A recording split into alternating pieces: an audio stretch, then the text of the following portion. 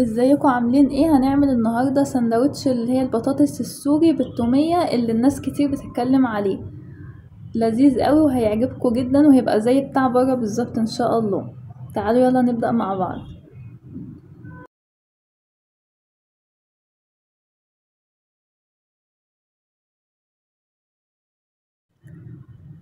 هنجيب دلوقتي اللي هو عيش التورتيلا او عيش سوري زي ما تحبوا. هنحط التوميه وندهنها في النص كده.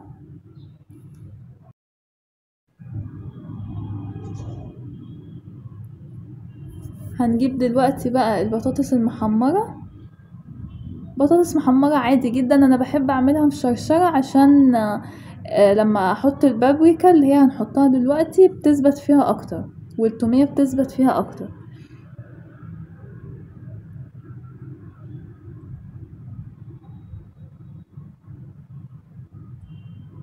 هنحط الخيار المخلل بيديله مزازة حلوة، وهنرش البابريكا، بابريكا حلوة،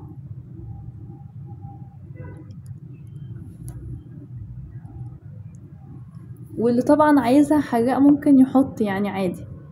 هنلف بقى العيش التورتيلا دلوقتي او العيش السوري طبعا زي ما انتوا حابين، هنلفه كويس يعني باحكام كده عشان ما يتفتحش واحنا بنسويه.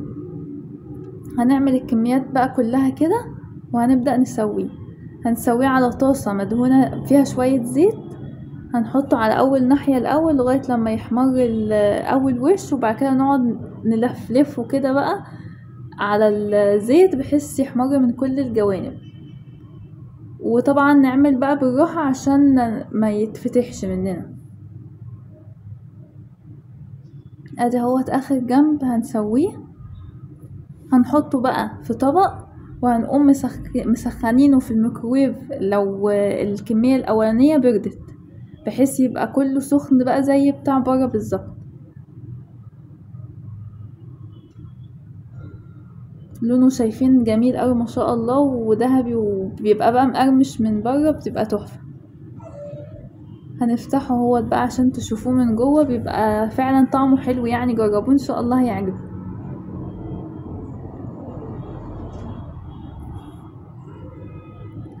والتومية بقى تبقى محطوطة كويس عشان تبقى غنية فيه وطعمها باين. وبألف هنا وشفا. في بقى حركة شفتها بره وحبيت اعملها لكم، يعني ان هي بقى بمعلقة تومية بتقوموا حاطينها كده على اول قطمة في الساندوتش، بتبقى حركة يعني. ألف هنا وشفا. تعالوا بقى بينا اوريكم عملنا التومية ازاي. عندنا ادي اهوت بولة حاطين فيها فصين توم مفرومين، هنحط عليهم معلقتين زبادي اللي هو بمقدار علبة، اللي هي العلبة العادية اللي هي الصغيرة. هنحط بقى المايونيز، المايونيز بيتحط بنفس المقدار اللي احنا حطينا بيه الزبادي، يعني حطينا ادي معلقتين زبادي يبقى نحط زيهم معلقتين مايونيز.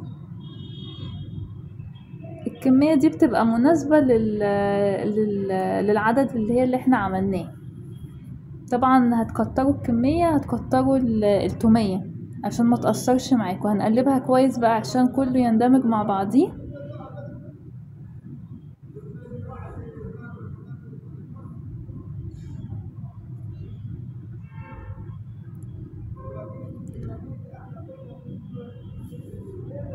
هنحط بقى معلقة ملح ونقلب تاني كويس. طريقة التومية دي على فكرة ان شاء الله مضمونة جدا، طعمها ما يتفرقش عن بره وبيبقوا احلى كمان.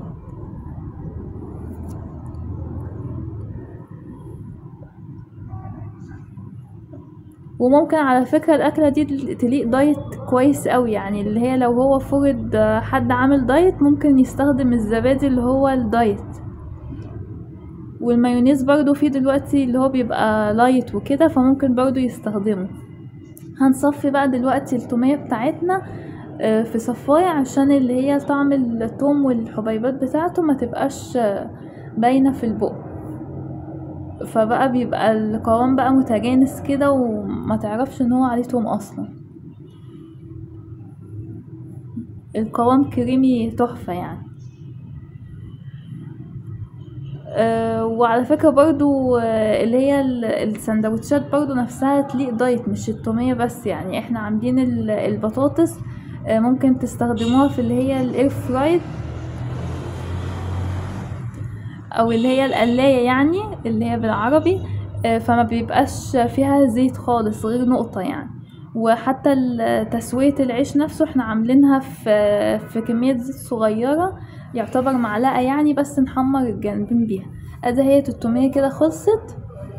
دي بقى اللي احنا هندهنا بيها السندوتشات بتاعتنا، وبنعمل بقى بمعلقة، ممكن تعملوها بزيادة تغمسوا بيها البطاطس، وبألف هنا وشفا، ودايما عمران بيكم. باي باي.